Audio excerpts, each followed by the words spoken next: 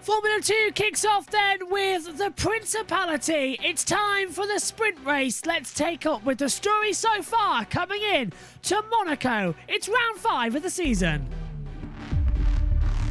We begin the European leg of the season. We are going in the sprint race. Big incident at the start of the race, and now we have to pick up the pieces. I have nowhere to go, man. Colapinto round the outside, steals the race lead. Franco Colapinto takes the win. For the first time, we're going to have a driver from Argentina on the podium in Formula 2. We are going for the feature race. Dennis Hauger off. Race leader installed in the pits. That's disaster for Ollie Behrman. He's going to be putting on the super soft tyre. Oh no, it's come off. The right rear's come off. There's another tyre off. An absolute disaster. Isaac Hadjar, his second win. Hardest race of my life, man. Joshua Dirksen, what a day for him. Really was a great contest again. Time to put the test of young drivers to get going here. We're at Monte Carlo, round 5 of the FIA Formula 2 Championship in 2024, and it's time for the sprint race. Track conditions are a little bit up and down in the air as well. Who knows what we are going to see shortly as well. It's just a 2-mile circuit, but everything is oh so important. One mistake here, and you will know about it. They always try and challenge themselves to see who can be best of the rest, but a proving ground here means nothing. Cloudy conditions out here as well as we get going. For this one, it doesn't help that I can actually hear Alex Jakes in the background of my ears, which just put me off a little bit up in the commentary box at the moment. No disrespect to Alex Jakes, of course, but when you're going to do your intro and you suddenly hear, hello and welcome to Monte Carlo, it's like, oh, hello, to come into it as well. It's like, didn't expect that.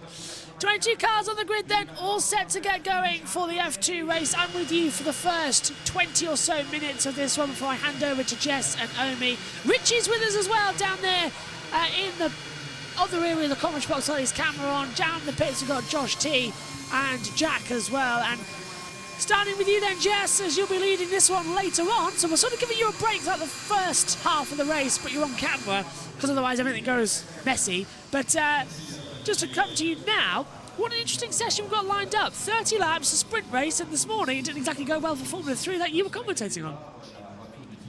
Yeah, it started off with a red flag because there was a big pile up at Casino Square. So hopefully we won't see the same later on going into it. But I'll let you go through the starting grid, Josh. From back to front then, Rito Miata starts at the back with Rafael Villagomez in 21st. Jose Maria Marti is in 20th. Kushmani gets a grid penalty and drops to 19th on the grid in the Invictus Virtuosi. Joshua Dirksen from podium highs. Last time out Imola starts 18th. Jack Crawford is alongside him in 17th on the grid. 16th with a penalty. 1 mile walk away. The same for Oliver Behrman. 15th as well with the penalties. 14th for Emil Cordial. 13th for Zach O'Sullivan. Zane Maloney goes in 12th position as well, alongside him Enzo Fittipaldi on the 6th row of the grid.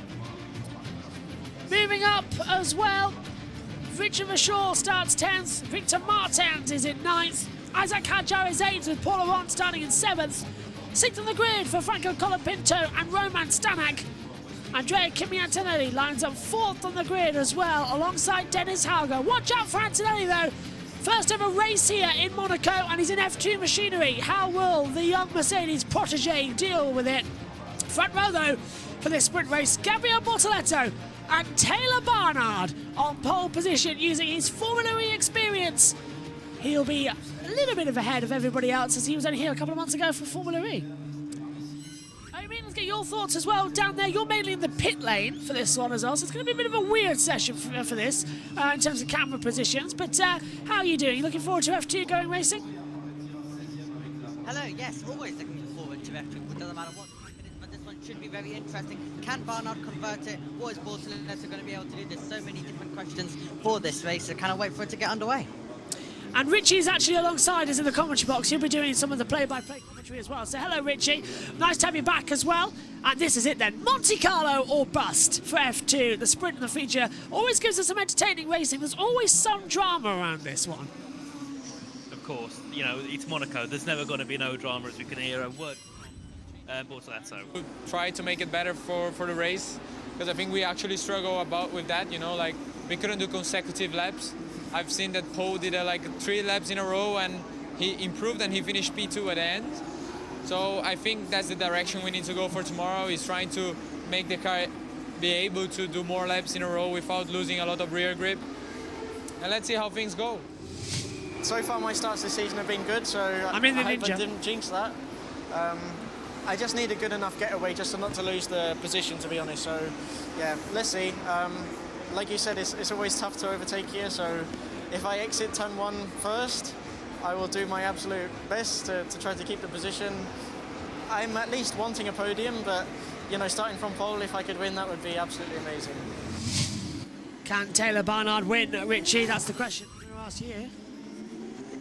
Yes, definitely. It's Monaco. If you start from pole, you've got a very good chance at winning. But then again, you never know what can happen. There can be safety cars, there can be other incidents, there could even be a mechanical issue with Taylor Barnard's car. So either way, he's got to know, and he's still got to work, and he's still got to fight for the next, I believe, 30 laps in this Formula 2 sprint race to take that victory. And Bortoleto is a driver you don't want behind. He's very aggressive, he's very quick, and he'll always be trying to put as much pressure on the driver ahead that he can. So it will be a very interesting race as well, with Hauger a little bit more experienced in these cars. He will also be looking to fight for the podium alongside Kimi Antonelli. So a very interesting top 4. I think we'll most likely have that top 4 finish in the top 4, but what order? We don't have a clue, because this will be a very, very interesting race, I think. Jack, quick thought from you as well. What are you expecting? Safety cars, red flags, any bit of drama? I think it'll be a little cleaner than the F3 race earlier, but I think Taylor Barnard, hopefully, well, I've got Taylor Barnard down as my pick a winner. Yeah. So hopefully he can bring one home for the PHM or Aches Racing team. I keep calling them PHM. They line up on the grid then. 30 laps ahead of us. 45 minutes on the clock. They'll count up with us as well. Maeta lines up. Green flag is at the back. Here we go then, racing for Formula 2 in Monaco with 5 red lights. Lights are, we're racing in Monaco. Good start from Barnard, good start from Bortoleto. Coming back through, look at Stanek. Antonelli's got a little bit of pressure as well. He just about holds on. Through goes Hauger. Everyone locks up, coming into Sandevot. A little bit of a wingler being thrown, and into the barrier as well. Goes Victor Martins. Yeah, it's Victor Martins. Martins throws it into the wall, and that will surely be a safety car, Jess, as they all continue to rumble on. There's Colapinto coming through in the middle as well. Yes, and it happened a lot earlier than what we saw in F3. In F3, it was in the casino section, whereas in F2, it was in Sandevot. And as the game likes to say, no heroics into Sandevot. Well, we have got someone, but at least it's not as dangerous as what we saw in F3 earlier. As we're seeing side-by-side action into Mirabeau, as it's almost going to be free wide there. But yeah, it's a shame from our sounds, because was a little bit heading towards the tunnel. Maloney trying to get through there as well, and Richie, that was sort of predictable. Martin's in the wall, but Barnard keeps him back to the front. They're going to have to deploy the safety car. I'm surprised they haven't already. Of course, yeah, obviously, you know, it's hard, isn't it, down towards turn 1. There's 22 of you going down, and we've got a safety car deployed. It's going to be hard, and one person is going to end up, unfortunately, in the wall, and it's Victor Martins. Obviously, you had a DNF last year, didn't he, up at the top by Massenet. This year, it's down at turn 1, unfortunately, and of course, it's still Barnard who leads ahead of Bortoleto. But very, you know, it's a big shame, isn't it, for Victor Martins, starting second, I believe, tomorrow in the feature race alongside Richard Verschoor. So at least he can have some running tomorrow. This is making me dizzy. Everyone's volumes on Discord are going like up and down, up and down, up and down, up and down. It's really weird to try and get a balance. So, safety car is out then. And I mean, what did you make of that one as well, when we went green as well? Just straight into the barrier. Yeah, it was a slow getaway from Taylor Barnard, but he just had the inside, so Bortoleto couldn't do anything about it. Martins was straight into the wall then, so it'll be interesting to see what happens in the replays. But Barnard's main task is done. He's been able to keep the lead at turn 1 even after getting the slower getaway than Bortoleto. It's a great start by Taylor Barnard. Jack, what about you? What did you make of that? Just looked like there was some contact at the back there. Martin's unfortunately into the wall. He is just not having the season anybody predicted. It's just unfortunate for the Alpine Junior, man. He had so much potential going into this, and he's really on the back foot going into this championship fight now. Yeah, you'll see here on the replay, they tried to go four wide into the first corner, which caused the incident. Right, here you go, Richie. What did you make of it? Well, I'm looking to turn one, obviously. Lots of side-by-side action. Barnard takes the lead. We'll see. Martin's there, gets caught up, and yeah, he gets caught up by a couple of cars, loses his front wing, and then just goes straight into the barriers. It looks like he maybe already have got a bit of damage by the time he went in towards Sandoval. Maybe that was, I think, Villagomez who got caught up with him there. But yeah, Barnard had a really slow start, didn't he, heading up to turn one? Locked up, luckily didn't go into the wall and kept that lead. Lots of side-by-side action, and then obviously Martin's getting caught up. Looks like he broke the front suspension, and then obviously couldn't turn the car and straight into the barriers. A big shame for Victor Martins. Yeah. Back on Omi, isn't it, as well? Look, the suspension's already damaged as he comes in. Did he do that on the curb, though? The way he's got pincered in there? No. Yeah, and that's... Yeah. Yeah, that's close between the two dams as well. Yeah, and then Crawford. Villagomez on the outside. Fittipaldi was also jumping a bit in the air. He's got a the bit front more wing further under up He's got on the the curb. He's got a bit of front wing underneath the under the front right. That's why he couldn't get in. Safety car's coming in, so that's why he couldn't turn the car. He had the front wings underneath it as well. Safety car's coming in now. We're back to green flag running. Barnard, Bortoletto from Hauger, Antonelli, Colapinto to the top 5, but who's going to get a good restart? It's a rolling start then, like when we had Formula 3 restart. They didn't risk it with a standing start again. They went straight in for the rolling start. Everyone's sliding around. We're racing again here in Monaco, and this time Barnard hasn't made a mess of it. 1 second ahead already as they come down towards turn number 1 and Sandoval. Nice. Just keeping an eye on the wall coming up. Go on, JT. Shook a lot on the final corner up to the restart, so a couple of drivers hitting the wall quite hard because the camera shook quite viciously. Yeah, I saw that. I thought someone hit the wall for a second when that camera started shaking. Yeah, I thought that as well. scary. It got me very scared. Oh, there's a move on the The inside. hairpin.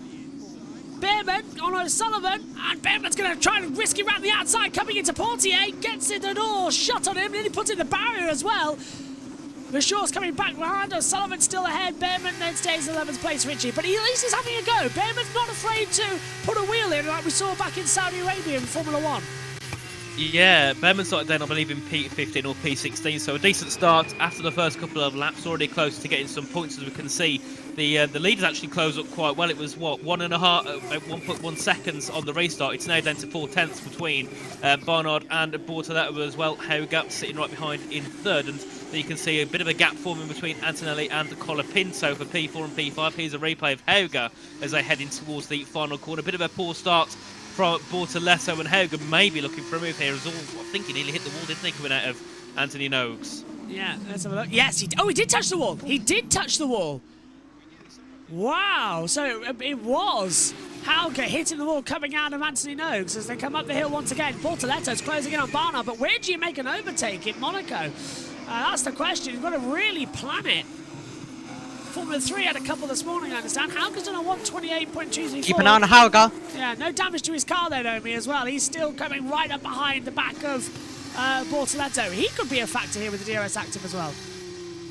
Yeah, Hauger, a previous winner around this circuit. Remember, DRS is now open. You only, of course, get it on that start-finish grid. Hauger, a previous winner here around this circuit in 2022 when JQ stalled on the grid. Martins is now going to be watching like us, but it's a very close F2 race so far. They're all immediately pushing each other. Barnard's really going to have to defend, and Bortoletto is also going to have to try to defend from Hauger and Antonelli, who are also going to be in there as well. So we've got a fascinating F2 contest here. Someone give him the Discord link. Get him in. I don't think he want to talk to us, but we'll have a word. As they go through. Victor Martins. Oh. It's in Bortoletto. Remember to not leave the doors open, okay? Good advice for when you go on holiday. Don't leave any of your front doors open or anything like that. Make sure you lock them all up as well. Then we have my windows 1. too. What? Do not smash any doors. 2. Don't leave the doors open. 3. Antonelli. Looked like he was closing in for a second, didn't it, to the back He of did, Hauger, but I think... Yes. around a circuit like this, I think one thing drivers have got to remember is definitely keep all those doors closed. Don't allow anyone to make a move, because if you leave that door open, someone will send it. They're hoping you're going to get scared and move out the way. If you close the door already, there's no chance of them trying to do it. So that is one thing that all the drivers have got to keep in mind. But I've got to say here, we definitely could see a move between Bortoleto, Hager and Antonelli, because they're very close heading down in towards some of these corners, and surely one of them's going to break a bit later and try and force a move for a podium place possibly. I would, certainly. Just lunge it. It's a big enough track that you can risk it. And Anthony Nogues, not an opportunity, but Sandevot is. Coming up through the hill. Casino Square, no. Mirabeau, yes. Lowe's, yes. Down right now into the braking zone for the Nouvelle Chicane. Big opportunity for an overtake. So there are places on this track you can get to, but the problem is, as Murray used to say, catching is one thing, passing is quite another. Through the swimming pool. Top 4 are breaking away though here as well, aren't they? So it's them in this battle. They've got a second to Colapinto. Of course, but then again, it's easy for Colapinto to get back within that 1 second, because of how much they're following each other through some of these corners on the circuit. Of course, Barnes have got the fastest lappers. We've got a yellow flag. That is Marty down, I believe, at Rascas possibly. Oh, that's got to be a red flag. That's got to be a red flag. Yeah, I agree. Looks like he's scraped along the barriers. Yeah. So Marty's okay, but a huge accident. He's gone along the barrier down at the exit of the swimming pool chicane towards Rascas. So there's a lot of debris across that part of the track. Safety car, of course. Red flag, a possibility, because the amount of debris across the track. They'll keep it running as long as they can until they get to the Nouvelle Chicane. That's when they'll deploy the safety car, because they try and keep it racing as long as they can. But surely a safety car is an absolute must. I don't think it'll be. I don't think we'll quite go to a red flag, because it looks like they can move the debris out the way. But we'll see. It depends how easy it is to get that car out of the position it was. Remember back in the sprint race in F3, we had cars all stuck together, and you know that to call a red flag. Of course, this is a different scenario, but still, we'll have to see what the safest course of action is here for, and the safety of the drivers in those F2 cars. Debris across the track as well that they've pointed out as well down at Sandevot, and also. Is the Armco barrier damaged? How hard did he hit it? Is the Armco damaged that we have to stop the race to repair it? That's another question, because he has properly gone away with that. Liberty are going to be happy because UBS aren't sponsors anymore, so the fact that that's been destroyed because that's part of the Monte Carlo branding, Liberty will be happy about that. But Tele Monte Carlo won't. Yes. Who still have a hand in the production, I understand. That's why that's why they missed some of the overtakes in the F3 sprint race, which I got very annoyed about and had a rant on air. I'm not surprised. Oh, they're picking their way to the debris now. Get the marshals out there. Get them sweeping that away. Oh, and Marty's really angry, Richie, as well, because he was swearing. You don't need to. That's a body language for OF. Yeah. Definitely. I'm not sure, obviously, if he came into contact or if he just lost the car on his own, but going in towards that swimming pool chicane, we can see the replay now as he headed in towards there. He loses the rear on the exit of the corner and then just goes straight into the wall. So a bit of an odd incident there. Bit of an odd incident. How did one of the cars not avoid that? The car directly behind him? I don't know. The car looked like it twitched. Loses it on the power. Yeah. Yes, he does, yeah. Oh, bye-bye, camera. Yeah. Oh, it just survives. I thought the camera was going to have its curb. It's the curb. Sausage curb. Rear got loose on the sausage curb and hit the wall. Yeah. Right. There should be no sausage curbs in Formula 1. It's too dangerous. Yeah. And I think one example. Well, there's many big examples, but I think one that pointed out to me is Monza 2021. Yeah. Yes. The sausage curb. Yeah. I'm just fed up. I'm just fed up with it. You know, Megan doesn't like the tear-offs. I don't like sausage curbs. Omi doesn't like Danica Patrick. Who does? I don't either. I don't know many people that do. I also don't like sausage curbs, to be fair. I just don't think they should be in motorsport in general. I'm with you on that. For the supercars, they're fine because they can bounce over and they can fly over. For supercars is fine, but any other form of motorsport, just open no. wheel cars, definitely not, because they're, you know, the wheels are designed so much differently. The suspension as well. Hang on. It's a lot more weak. If you can hit it, They are taking the car to the exit of Rascas, I believe, and they're crossing the track with it, and the field are coming past them. Why not just go back up the hill? The safest option. They're taking it across the track now. This is getting ridiculous. Can we see a camera angle out, please? Oh, hello, Liam. There we go. Look, Hello, Liam. look. How are you doing?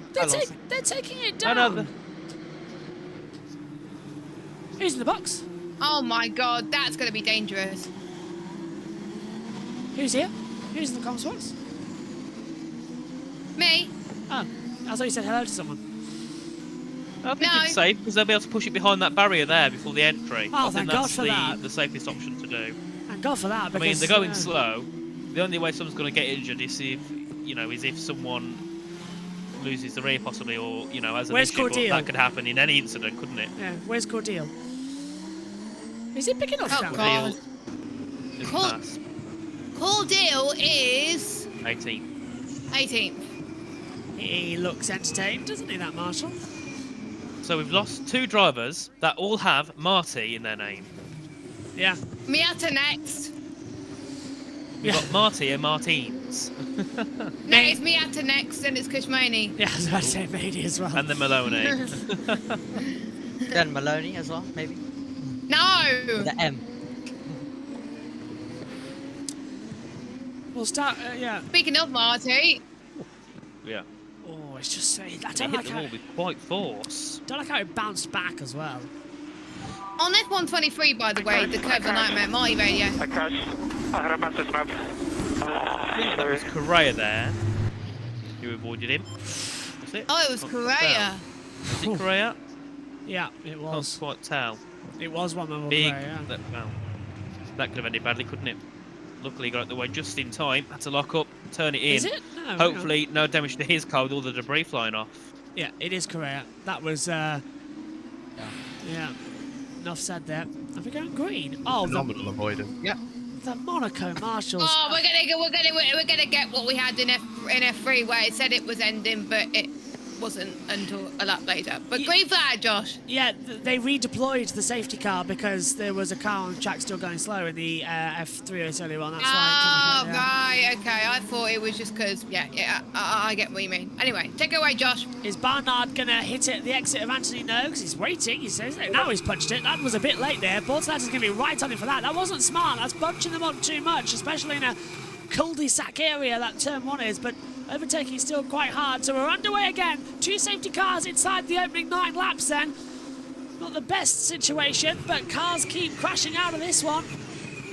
We're nearly 1/3 in this race, as Barnard is just being superb again as well. Am I angry now? I've got to leave the commentary box in about 7 minutes. Yes, I am.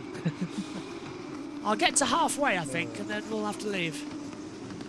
There'll be lap 15. You'll probably have to leave. Yeah. Oh, round the outside! Barnard trying to have a go there, and he's really, really fighting the back of O'Sullivan. Yeah, Behrman's trying to find that move, isn't he? He wants to get himself back into the points, of course, where O'Sullivan is at the moment. So we'll see what Oliver Behrman can do, trying to get that car into the top 10. Having a good go of it. Went the outside line, tried the inside, as I believe a lock up there from. Who's that? Is that Colapinto? I think it is, isn't it? Yeah, Colapinto having a lock up in towards the Nouvelle chicane, and they were starting to get a little bit closer to try and gain in and make himself a move to get himself up into the top 5. Behind him, we've got Aaron, Hajar, Fittipaldi, and O'Sullivan rounding out the top 10 with Behrman and Vishal very close to it, trying to find some move through. But I've got to say, a brilliant job from Barnard at the start of this race, and I suppose you can say the whole of the top 5, as Kushmani gets a penalty. I bet that's jump start. Bet it's jump start. In? Leaving the track and getting an advantage. Turn 1. Yeah. I was just thinking, how did you do that at Monaco? But you're right, he cut the corner at turn 1, didn't he? How did he cut the track? Did he jump off the side of Raskas? And when did he jump off the top of the hill here at Massenet? Jump down towards over the harbour. Yeah, over the harbour. Jet ski. Love this camera angle, by the way, at the Grand Hotel hairpin. I want to see this in the race on Sunday. Oh, moves further back. So do I. So how many laps is the feature race around here, Ian? 35. 42. Oh, it's only 5 laps more. 42. Oh no, 40. 42. Sorry, my bad. I was thinking about F3 when it was 5 or 10, 5 laps more. Yeah, 30 laps. Antonelli is. Go on. Sorry, Josh. I was just going to say he's eyeing up for a move here on Hauger. Look how close he is as they come through. into the braking zones. And the thing is, he's an inexperienced driver in these F2 cars. You all know that there's a more likely chance that a driver who's less experienced will try for a move than someone who's a little bit more calm and less hot-headed, I suppose you could say. Yellow flag, sector 3. Yellow flag. Someone's gone off, and that will be at the swimming pool chicane again. So someone's in the wall. Except one looks weird on your OBS, by the way, on the right-hand side. I will adjust. Going slowly. No, it's fine. Oh, I can't. Oh, it looks weird for me. Oh, is it Miata? Oh. It's for sure.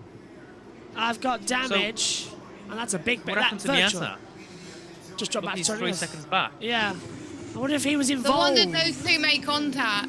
And now show us. What did I say about the M's? Miata's going to be next. Oh, God. Virtual. I don't know what happened. Obviously, Vishal got damage. He's dropped 3 seconds back, and Miata's got involved somewhere, unless he got an issue, because he's 5 seconds off. So I'm not sure if he's got some sort of mechanical problem, because look how much he's dropping off here, Miata. Virtual safety car's been deployed. How's that now, Jess, by the way? Yeah, that's good. There we go. Just making sure. It just looks weird. Bit of information. Dennis Hager has the fastest lap. Oh, 2 seconds. Check for damage. Just get it. I have damage, guys. Copy. Which is the damage? Hey, how do I know? How do I know? I'm sure they silly can see question. it, but... But look at the gaps that are being formed. You've got a 3 second gap with Hajar and Aaron. You've got a 2 second with Stanek and Colapinto. 3. That debris. Oh, I'm a bit worried someone's going to hit it. Someone needs to get it off. Like, right now. Where is it? Is it down? Where are they all? Swimming pool chicane, isn't it? Where that damage is, I think. Oh, that's for sure. Well, that's where Bashar's gone off, and it's at the hairpin. Right, so it's at the top of Mirabeau, and it's a winglet damage. So that side winglet's come off. Yeah, let's look at it properly. Oh, there's more damage than the swimming pool chicane. You were right. There's 2 bits of debris out there. I think there's quite a lot of debris around, yeah. Dirkson's car's got damage. Dirkson's got damage, yeah. So that's the debris there. Oh, it's at Sandoval. There you go. We got tapped, didn't he? Yeah, so Durskin hit the back of Vashore, and that's where the winglet damage has come from. And into the pit lane comes Richard Vashore. The virtual safety car is ending.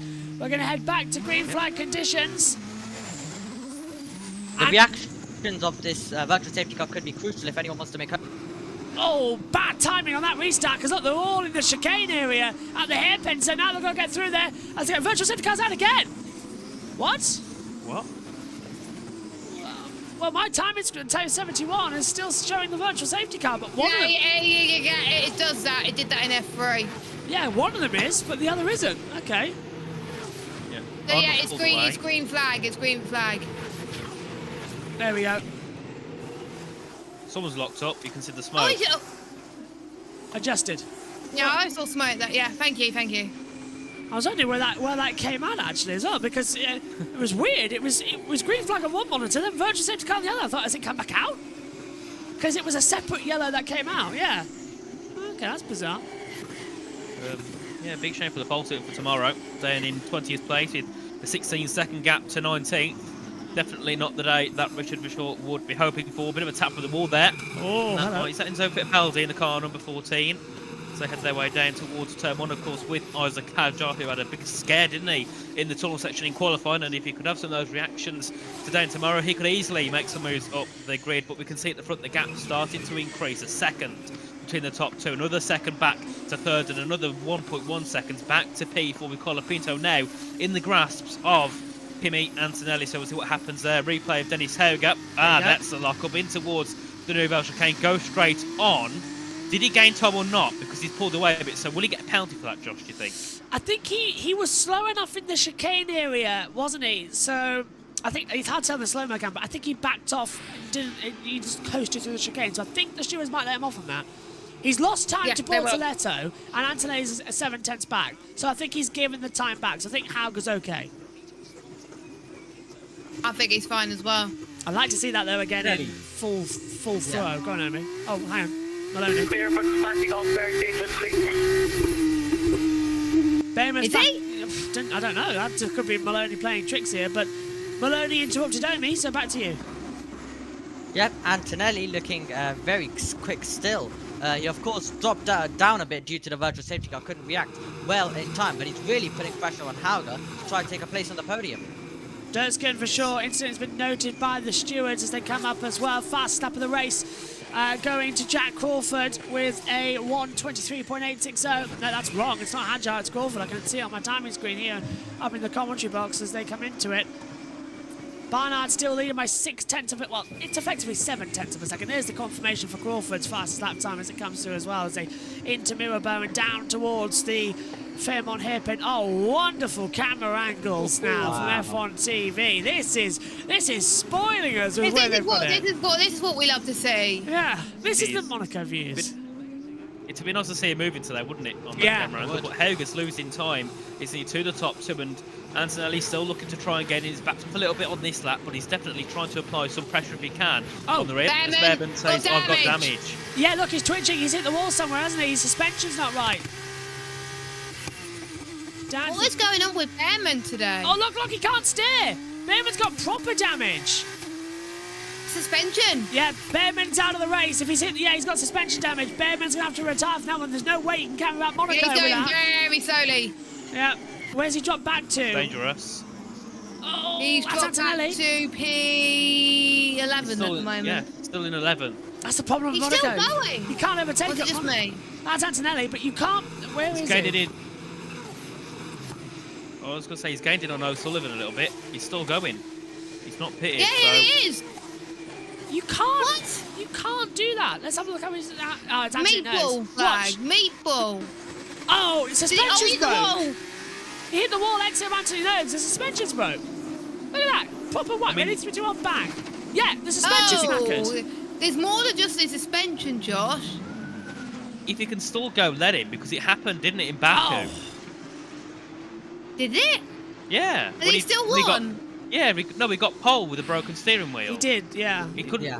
I remember that wheel's pole. about 45 degrees, so, and I mean, he's not lost too much time here from O'Sullivan, so maybe this could still work out for Behrman as long as he doesn't hit a wall. Of course, if it was to get too bad and you could physically see him trying to keep it out the wall, then maybe something else would happen. But as long as he can keep it on the circuit for now, I don't see a reason why he'd be called into the pit lane. Be a little bit like what happened to Haas on many occasions last season when there was stupid meatball flags for Kevin Magnussen on multiple occasions. So, oh God, I've got to leave. So it's halfway in this race then. Barnard leads from Bortoletto. Hauger is in third. Antonelli fourth. Colapinto in fifth as well. 6/10 now becomes 7. 15 laps to go. We're halfway in the Monaco Formula 2 sprint race. We'll hand commentary over to Jess, Omi, Richie and Jack.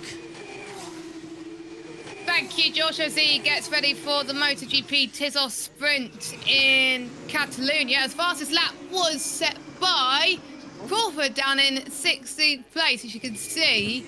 Barnard doing very, very well up front. So he's hanging in there right now, but I don't know why Behrman's still going, to be honest. Radio from Behrman, I can't hear it, but... Yeah, why not? Let's go. Okay, P11. Joshua Dirksen getting a time penalty, 10 seconds. That's definitely not good, Richie.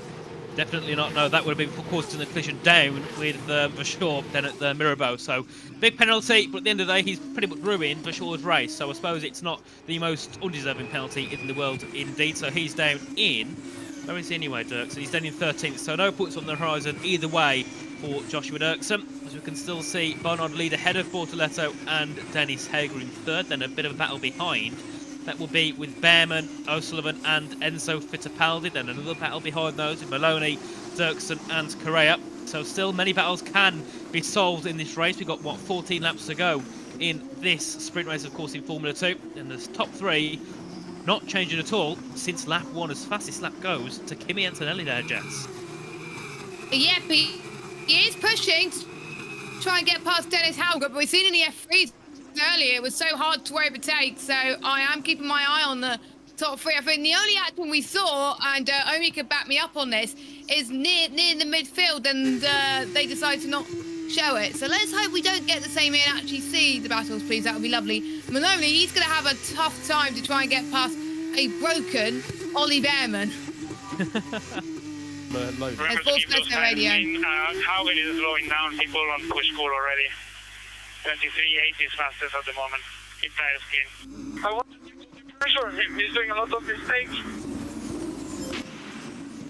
So Bortoletto is thinking that Barnard could make mistakes. So Yeah, he thinks he could push a bit more.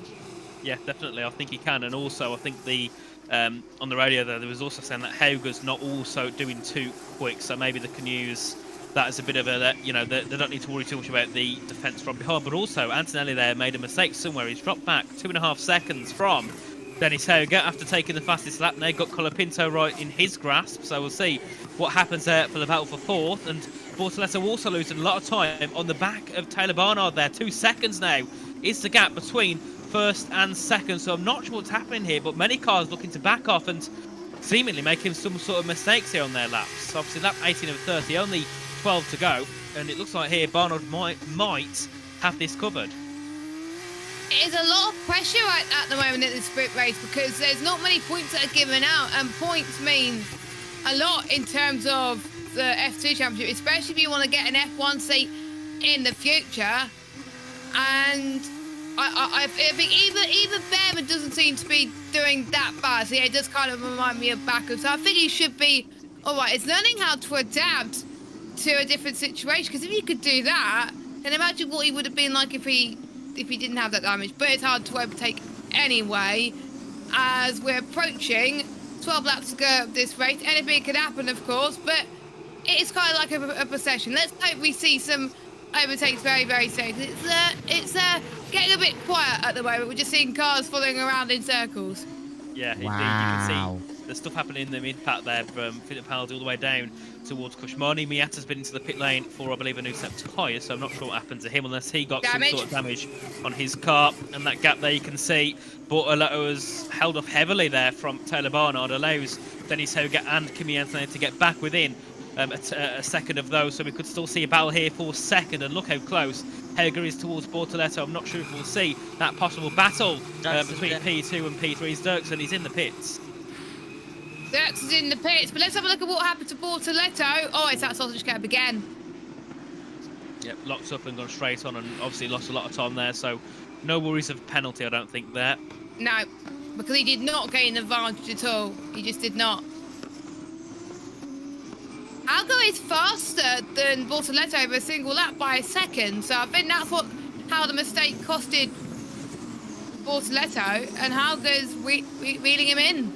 He is, and Antonelli's also been he's closing in, then backing off, and then closing in, then backing off. So obviously, there's many different reasons as to why that could be. It could also be, it could be down to fact he's losing a bit of pace, making mistakes, or wanting to save those tyres to get them all the way to the end of this 30-lap race. Of course, no pit stops, I don't think, here in this sprint race, so they want to get it to the end and in good peace as well, and hopefully not get punctures or have a loss of rear grip, as this is the one track where you don't want to have a loss of rear grip, as we can see as well. Fittipaldi on the rear of Isaac Hajar for P8 as well, and Behrman, despite having some big damage on that suspension, he's keeping quite well to the rear of Zach O'Sullivan, who's also not having the best race. I would have expected him to be a little bit higher in the running order, so we'll see what he can do there, down in 10th position. And Bortoletto trying to close in that gap to Taylor Barnard ever so slightly. With 10 laps to go, he's going to have to be very careful how much he pushes on those tyres. Yeah, because these tyres are meant to last the entirety of the race, so they've got to keep it steady. They don't want to go full guns blazing for the entirety of the last 11 or so laps. As I think we just saw an overtake in the midfield, and F1 TV didn't capture it. Typical. We had words to say, didn't we, Amy, during that broadcast? We were just like, why are they not capturing it? It's just weird. But Behrman's not taking any risks, but he shouldn't do because of the broken suspension that he's got.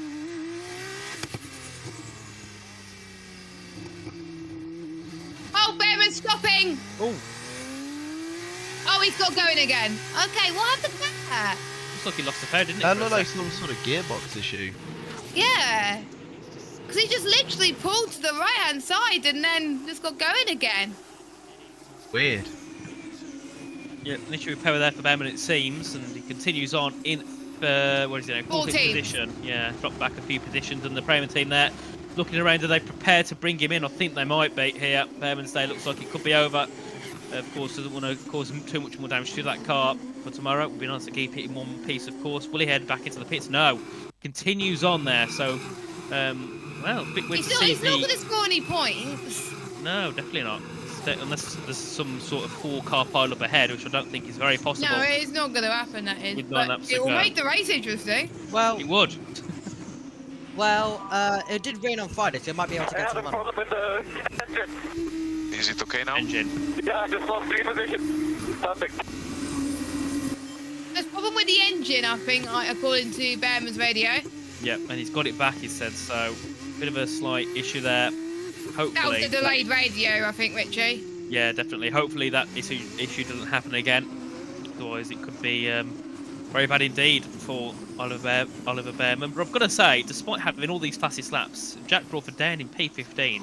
Definitely a big surprise. Of course, it looks like he might be pushing too hard and then having to back out on the next lap and then push again and back off. It seems like that is what could be happening here to Jack Crawford. The gap at the front now, just under 3 seconds between Taylor Barnard and Gabriel Bortoletto. Hager in third, looking to still try and get in, and yeah, Kimi Antonelli dropping down, being 4 seconds back from third place. So I think he might be done in terms of fighting for that podium here, Jess. I think he pushed a little bit too hard on those tyres. I think a lot of people are pushing a little bit further on their tyres than usual, and that's why the gaps are increasing a little bit, and that's why Barnard is managing it so well at the front. We'll see how Shaw does tomorrow in the sprint race, which will be a bit earlier. 9:40 will be the sprint race, the feature race, sorry, tomorrow.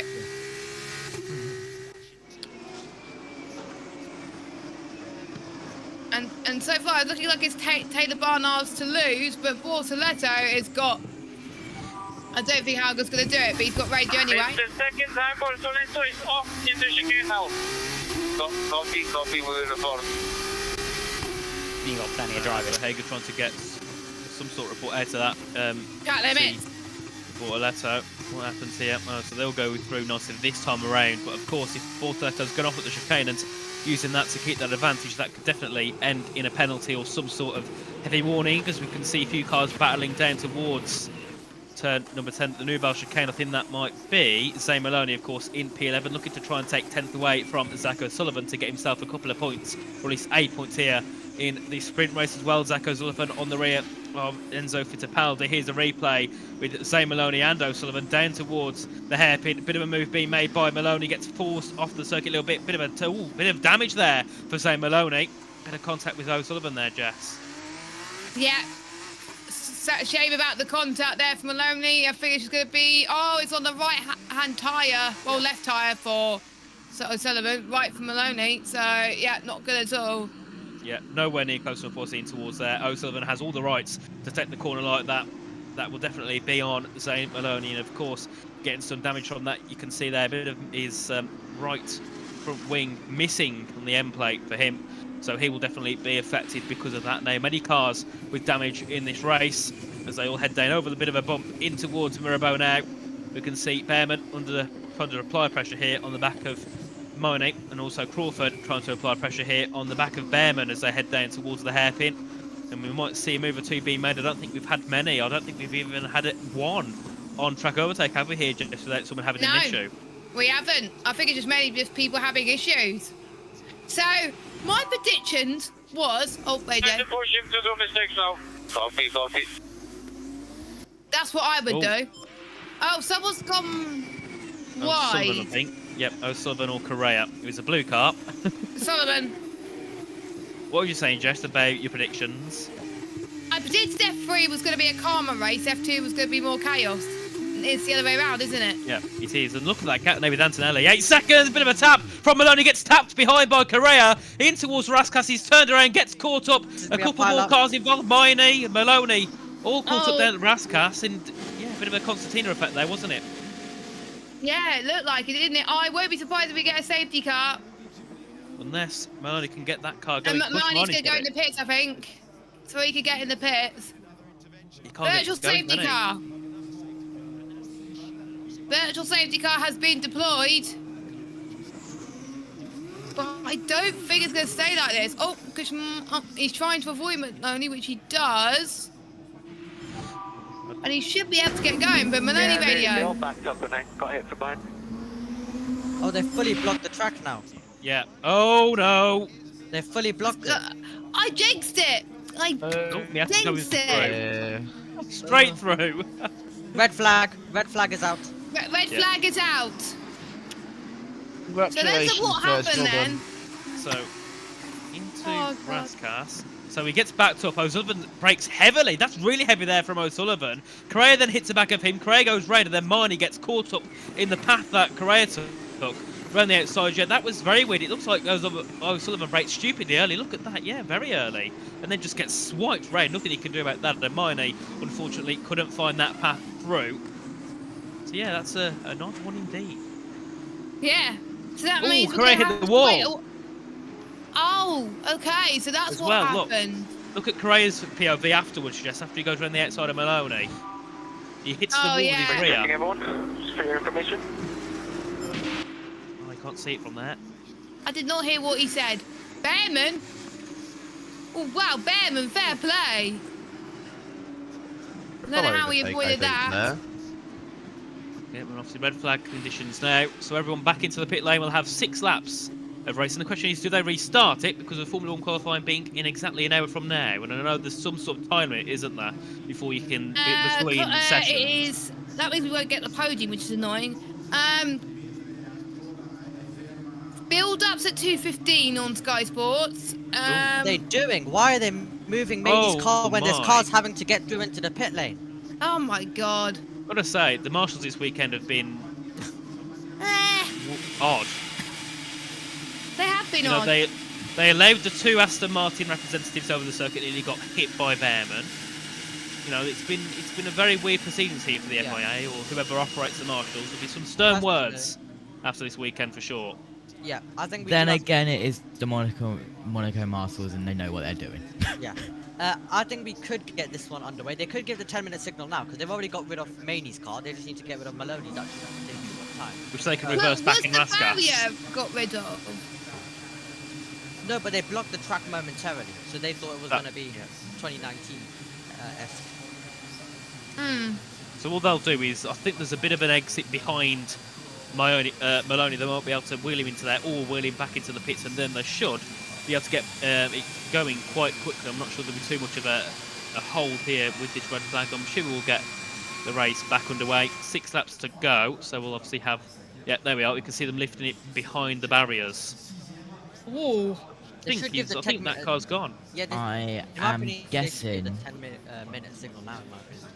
Yeah, I'm guessing they've done it there instead of doing it into the pit lane because that's where the support paddock is. On the outside there. That probably explains it then as well. So the clock has stopped. We know that. So the clock has stopped, but it depends whether they want to do it in time for the F1. I think we've done most of the race, so it probably will be 4 sprint points. Hold on, let me do the math. 24 divided by 30 is... Oh, close. 80. It'll be about 80% race distance done. And I don't know how much what the race is done to get 4 points. Jack, can you look that up? Perfect. I think they can repair a bit of the car. How much the race done for full points? I think it's 75%. So we passed 75% because we've done 80. They could just call it here. I don't think they will though. I mean, they've got the time to run it, so you may as well. Yeah, exactly. Yeah, you may as well, yeah. But they'll need a 10-minute warning, which will mean we won't start until like 2:15.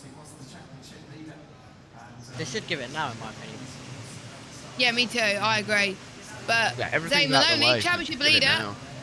Zane Maloney, championship leader. Well, he's not going to score any points today, which could help a lot of other people near him score some decent points. So your standings: Zane Maloney, championship leader 68, Paul Aron 63, Isaac Hadjar 59, Dennis Hauger 41. Dennis Hauger is going to be the one that benefits. Now, Behrman's replay, that was from earlier on. And And that was when he broke the suspension, or was it something else?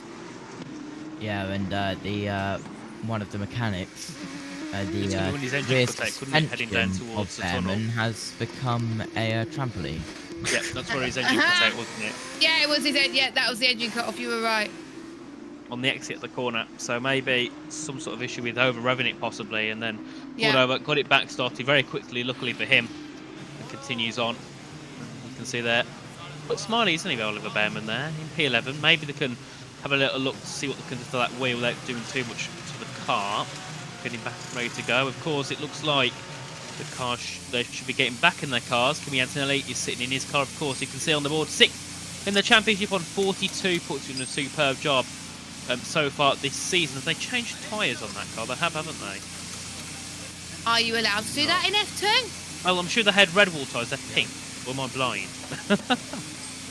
Well, most people had red walls And tyres. then a purple, which is the super soft, isn't it? I can't remember, to be honest. I should know. I've raced in F2. Oh yeah, they're changing the tyres. So softs or whatever the mediums. I don't know how it works in Formula 2. It's confusing. Well, I think it's a super soft. Yeah, super. Yeah. Guide to F2. There we go. I'm talking about tyres. I presume they go super soft, medium. Soft tyres have gone on. Yeah. It is super soft. Okay. Yeah. The purple, pink. Well, I never thought it used to be called ultra softs.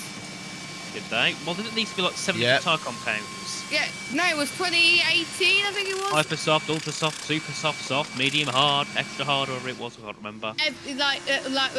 Every which way. See Maloney's POV once again. The replay down towards the Rascas when he got caught up and in the incident which caused the red flag. Hit the back of O'Sullivan, went round. Carrera went round the outside. Marnie followed him. Marnie couldn't fit through in time. And of course, then they both blocked the track once Marnie tried to get going back towards the pit lane. This is another view. Yeah, O'Sullivan. Right, it was the last year that they introduced the hypers or whatever. 2019 they been asked to simplify it. So yeah, 2018 was the last season when they had the ultras, the hypers, whatever.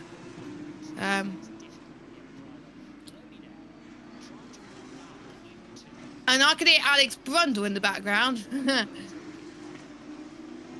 And he's on commentary this weekend with Alex Jakes. Luckily, Maloney gets out of the car and is all way okay, but he'll be very disappointed with what has happened. So that's another driver with M as well. Oh yeah, it is. Oh my god. I mentioned that earlier. That next door. But I predicted the other one. I predicted Miata to retire, not Maloney. I predicted Maloney. Miata, please take the second point. Okay, here Race will resume at in 10 minutes. So they'll be given a 10-minute warning. So rolling start. Which means quali might be delayed then. Yes, potentially. Which is not good for me because I need a break.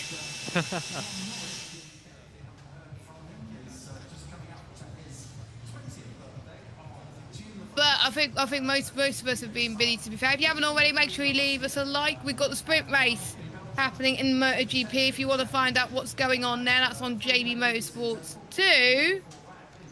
And spoiler alert, it's with 12 laps to go. I think they just started the sprint race. Bagnaia is currently leading from Acosta by a 10th of a second. So there we go. That's what's happening in the sprint race so far. Not really that surprised, to be honest, with what's going on there. Now this restart is gonna get interesting. They got to heat their tyres, and Barnard is gonna hope that everyone else has a mare behind him. But we'll see what Barnard could do. He's used to it in Antonelli team radio. Was it your first time in Monaco? Why? No, didn't look. So it looked like for the engineer thought that Antonelli'd been in Monaco before. Well, Frecker hasn't been to Monaco. Well, I swear Frecker has been to Monaco before. It has, but they didn't in 2022. He wasn't there. Oh, right, because I know it was there in 2022. It was there, yeah, in 2022. So I remember the 22 one. Investigation after the race for Maloney causing a collision with O'Sullivan, or the other way around. I don't know. O'Sullivan causing a collision with Maloney. That's it. And I wouldn't mind having a drink, going on a jet ski right now, but it'll be too cold, I think, for me. I just can't cope with cold water. Same. And I would like to see on Time in 71 who is opted for what tyre, but I don't think it tells you. No, it doesn't. Sorry, Bortoleto, Antonelli, Stanek, O'Sullivan, Correa, Crawford, Portillo, Bashaw, and Miata all have super softs for the restart. How do you know? I'm looking at the FG commentary. Oh, right, it's saying on the FG. I'm stupid. No, no. Timing 71 should have it. Jessica Ball Leclerc, anyone? I knew you were going to say that, Josh. I knew you would. Oh, who's that we're seeing on our screens right now? Dawn Lacey, isn't it? Oh, yeah? One-time Grand Prix winner. I saw Bortoleto and Antonelli together, so I accidentally said Bortonelli because we had that in Porsche Super Cup. Bortonelli. We had that last week in the Porsche Super Cup. Yeah, we did. And I remember last year in the Indy 500, Josh called Lungarden. So I find quite funny. So with this red flag period, anyone who had damage can repair their car in this red flag, and there would be quite a few front wings replaced after what's happened there. And then we will have 6 or so laps until the end of this one. So that's what's going to happen there. I don't mind. What would you prefer, Richie? A rolling start or a standing start? Standing start by far. Throw it at it. Standing Come on, we've by got the 6 laps. If it ends at turn 1, then end it then. Give us some fun. Yeah, I think it should have been a standing start. Keep it like F1. I had that discussion this morning. But yeah. I think it should be standing starts. And is that Jackie Stewart? Yep, Jackie Stewart wearing his classic cap. I still love the clip of him when he was trying to go to get Martin Brundle to have a word with. Is it an actor or something? Someone who was sent out and he charged through the barriers and through all the security. Yeah, he had to pull him back. What a man. Good old Jackie Stewart. Everyone loves him. I don't know one person that dislikes Jackie Stewart. I think everyone loves him. Jackie Stewart is just a down-to-earth guy. Yeah, he's just there. He's like, why not? I'll go to the Grand Prix this weekend and walk around. No one judges him. Yeah, he's living his life.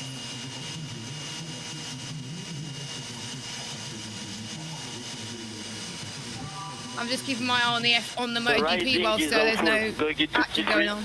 I feel like bottoming out so much, I'm gonna fly. Well, you're in Monaco. Wow. I wonder if Agile got damage then. Yes, wasn't Agile a league racer before? Yeah, I've commentated on him before. Was he a league racer then go to IRL, or did he do both? He did both. Ah, okay. Was he very good in league racing? Can't remember. Oh. Remember Jess? Yeah, but I do remember commentating on them. No, him, Josie Float, have all done it, haven't they? Joseph Float, P5 today. Yeah, I was going to say, brilliant job for him in P5. It's always good to see a fellow league racer. He likes Monaco. Yep, he does. He's very good at it as well. And I mean, if you can, listen, you can be bad at all the other tracks, but if you're good at Monaco, that shows skill. Monaco is not an easy track to drive. Was he good in Monaco and league racing? Well, he was good in league racing in general. He was leading the WRT1 Championship after 2 rounds, and he didn't practice once. And that's against Jarno, That's because he has the skill. Yep. I need to practice. He's very talented. I need some tips from him. So Bortoleto is back on the softs.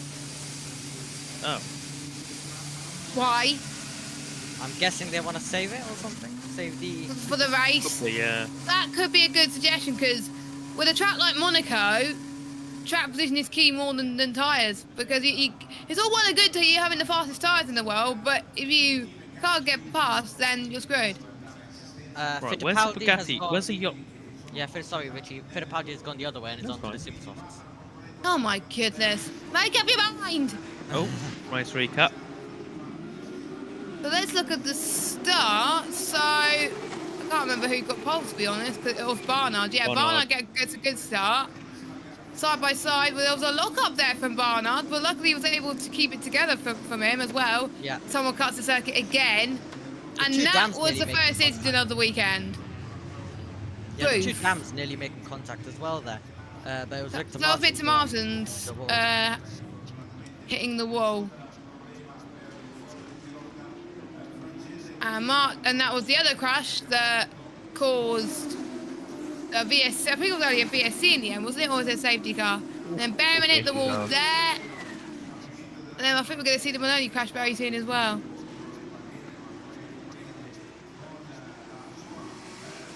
Yes, we are. Perfect. Well, not perfect. No, Perfect. I think it was Maloney's fault. He didn't see Sullivan because Sullivan broke Look at how the early right he time. brakes. Look how early he brakes. He brakes there. Way too early. And quite a few drivers avoided that. Yeah, he's braking already there. Yeah, don't know what he's doing that for. He needs to brake just before the Pirelli boards, like just before the one on facing her. I can't remember now. Obviously, not too happy with the way this race has gone. Of course, our championship leader. I don't think we're championship leader anymore, but depending on where Paul Aron finishes, because he was what was the gap? 5 points, was it? 68 to 63 between those two. Double check quickly. Yeah, 68 points to Maloney, 63 to Aron, and Aron's currently in 7th, which would mean he gets 1, 2, 3, 4 points, meaning the gap will be 1 point. Struggling on the first laps, on the start and on the restarts. So I hope that I can get the brakes in temperature. So brakes and temperature is what he was told to keep an eye on. And I have to agree as well, because they don't have tyre blankets like they do in F1. So they got to warm their tyres up, as well as make sure they don't get a disadvantage at the restart. But we're just about to get going then for the restart, and then there'll be 6 laps of running. And then it won't be that long until the F1 qualifying as well. I'll probably ask people's predictions there. I still need to update my fantasy team as well. So if you haven't done already, update your fantasy team. And left mine completely. I think you're leading, Omi, or was it just T? Your rears look mint. Okay, your rears look mint. What is mint, man? Very nice, good, very good. Oh. Mint? Oh my goodness. As all the cars are on, queuing up, ready for the start, the safety car is out. So we are about to go. I don't think the track is clear, but oh yeah, it's a rolling start. Okay. Indeed. So we'll head out now, and then we'll see what happens. The next 4 laps of this race, because I presume this next lap classifies as a lap, doesn't it? I think so. Which means it'll begin on lap 26. No, because it'll be lap 20. Yes, it'll be lap 25. Yeah, lap 26 will begin. So 4 laps to the finish, I believe this will be for the race. So very interesting one indeed. And now Timing 71 decides to update with safety car deployed. Thank you. Penalty update just here. Arvid Lindblad and the car number 23, that is Christian Mansell. No further action. That was Casino, wasn't it? That was one. the pilot. Yeah. No further action, which I kind of we didn't have expected. TV pictures for the first bit of the race. It made my life very hard. And the question is, will Barnard be able to hold it off? He's done a brilliant job so far throughout the course of this race. 24 laps he's leaded, and he's done a very good job doing so. And Bortoleto now has a chance to try and take that victory away, along with Dennis Hager, Kimi Antonelli, who also had some brilliant pace going through that, going through his part of the race. So, yeah, still lots of unanswered questions as Barnard now lifts off to get ready to take that rolling start. Jess, take it away. Here we go then. We've been waiting long enough after this red flag, but we're about to get going for the final 6 laps of racing here at the Principality at Monte Carlo for the Monaco Grand Prix in F2. Barnard is going to have the last 6 laps of his life. Maloney, what she's on, he kind of wishes he was in this race, but as luck would have it, he is not. But Taylor Barnard then puts the foot to the floor for the second or third time today, and with green flag racing here at Monaco. And let's see what Bortoletto will have to say to Barnard. The answer is absolutely nothing, because Barnard is already pulling away with 5 laps to go of this Grand Prix. This is kind of like an open lobby race, but we expect it to be clean, of course, as they head past Saint Devon, going up the hill into Casino, all running line astern as they get ahead through. No position changes at the moment, but chance for people to get some additional points. There's still quite a few drivers, Richie, that are getting heat into their tyres. There is definitely, and that's why we see the likes of Bortoletto, who, you know, really didn't get a good start at all, did it? The gap there, 1.7 seconds. They will probably go to around 2 seconds by the time they end. Exit out of Portier, as you can see them all trying to fit through there. You can see Behrman looking to make a move ahead of O'Sullivan, and of course Kimi Antonelli on the back of Dennis Hager. We'll see what they can do for the battle for 3rd place as well. We can see Correa and Crawford 12th and 13th in the Dams cars, looking to try and get a move ahead of Ollie Behrman, who's still on the rear of Sacco Sullivan. Been trying to fight with him all race long so far, and yet can't find the move, but he's got 4 laps to do it here. Obviously from lap 26 to 30. We'll see what he can do in that gap there. 2.4 seconds between Taylor Barnard and Gabriel Bortoletto, with Hager trying to close in along with Kimi Antonelli. So I don't think we'll see many moves. So they're going to try hard now if they want to try and find any way making their way through into the points or getting some more points on their tally. As we could see some side-by-side action in towards Raskas, we've got, I think, Antonelli and Colapinto, and we also got Behrman and Sacco Sullivan fighting. I think Behrman and Sullivan is the one we're watching right now. They head towards Turner, but Behrman can't quite do it. I wonder if they had a chance to fix their steering, or did they not have time? Oh, Maney's out as well. 4 M's are out. Marty Maney, Maloney. Martin Maney, Maloney. And Martins. 4 M's. Yatta's next. Yeah. No. The curse. The M curse. He's in the 17th, M for Monaco so. curse. Oh yeah, just realised that. Well, Max might be done for then.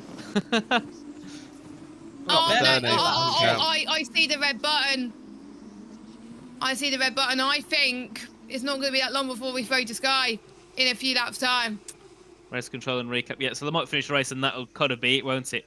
As yeah, it's to be expected, isn't it? Yeah, 3.5 seconds now between the 2 leaders, and of course we've got Dennis Hager in 3rd, 5 tenths back, looking to close in on the back of Gabriel Bortoletto for 2nd place, and Kimi Antonelli in 4th at the moment, looking to try and close in himself if he can get back within the DRS and try and figure out something he can do, try and make a move somewhere, but it will be very, very hard indeed. That's possibly a move being made by Fittipaldi. He almost went around the outside then, but didn't make it stick. 3 laps to go. And this is where we started to see people putting the hammer down, ready for the final few laps of this race. 3 tenths is the gap between Fittipaldi and Isaac Hadjar. And we also got Fittipaldi joining in the action as well. So if Hadjar or Fittipaldi make a mistake, Sacco Sullivan could have something to say about that. Let's look at that was from earlier on, wasn't it?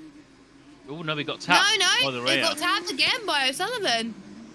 Yeah, behind, we'll see who that is. That will be Correa hitting the back of Behrman in towards the hairpin.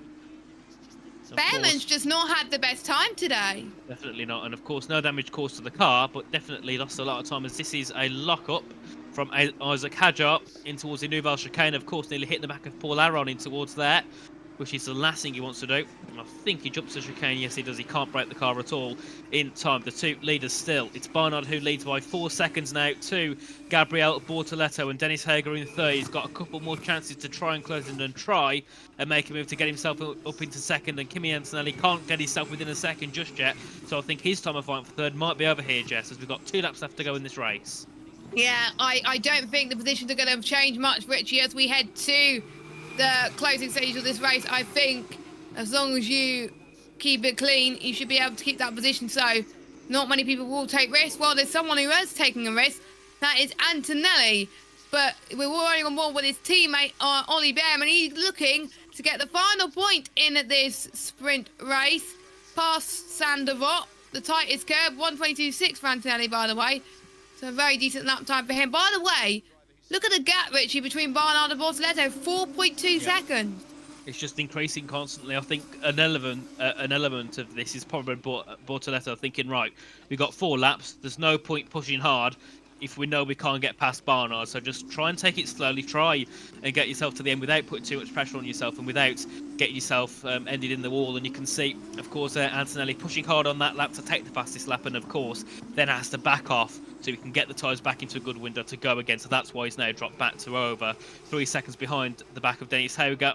And still, Hager happy in 30, of course, a race winner here in Monaco. As we can see, a bit of a lunge there, possibly from Correa on Behrman, had to back out.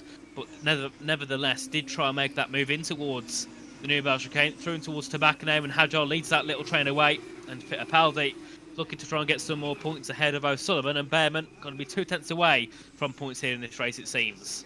Yeah, we're about to go for the final lap of this race. As could we see, there's Sullivan and Behrman, it looks like, in towards Raskas, but unfortunately he couldn't quite do it. Move work. Yep, Correa tried it, but just couldn't find his way through on No, Oliver Behrman he couldn't. He's going to try though to turn number 1. This is getting very spicy in the final lap though, mate.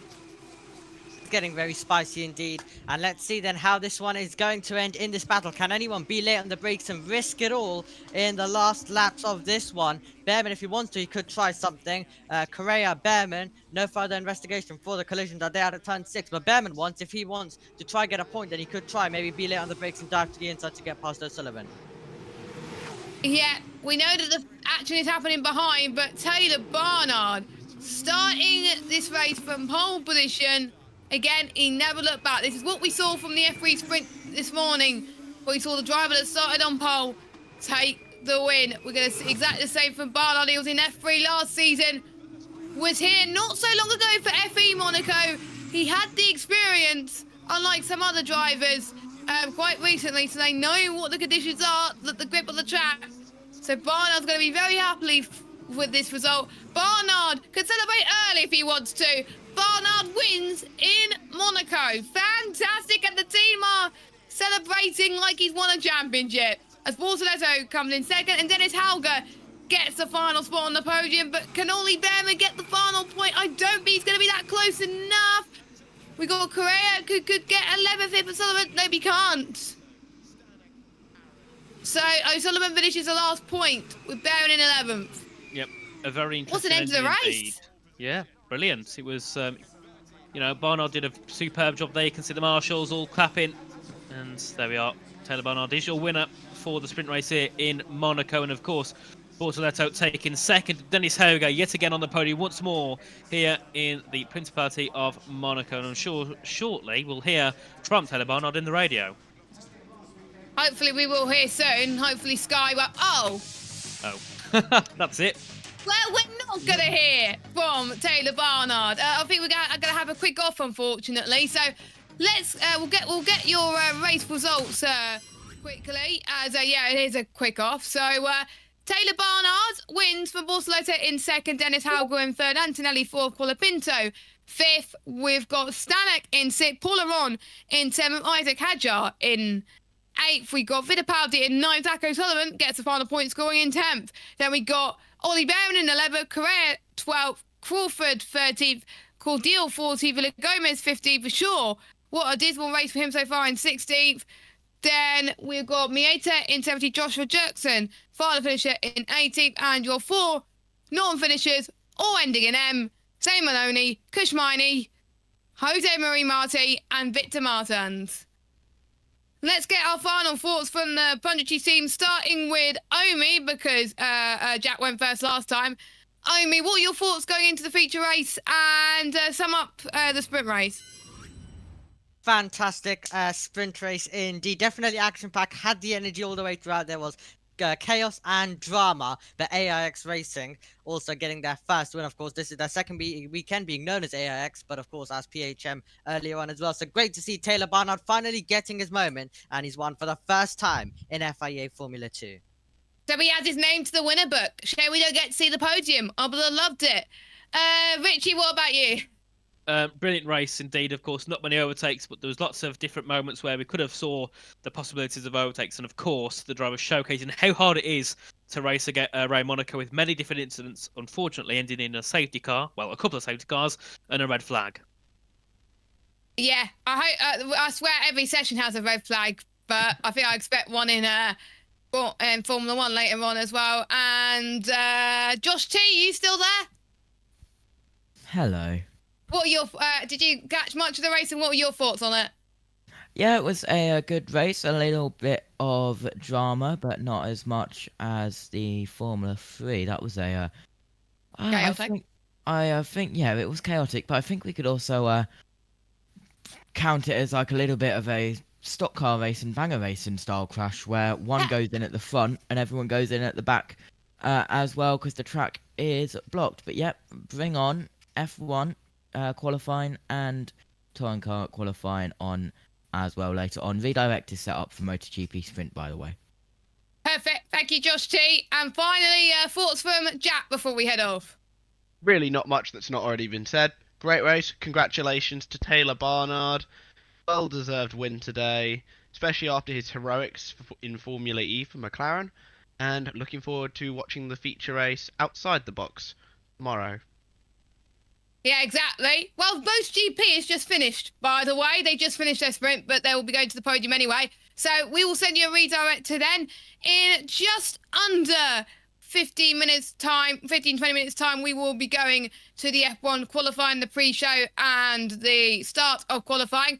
And then also, at the same time, roughly in about an hour, we've got British Touring Car qualifying. Josh T will take you through that one. And then we'll all be set for tomorrow's busy day, including the Indy 500. So for myself and Richie in the box, with only Josh T and Jack in the pits, we will see you tomorrow at 9:40-ish for the feature race in F2. What we see for sure, do what Barnard did today and take the race win. We'll have to wait and see.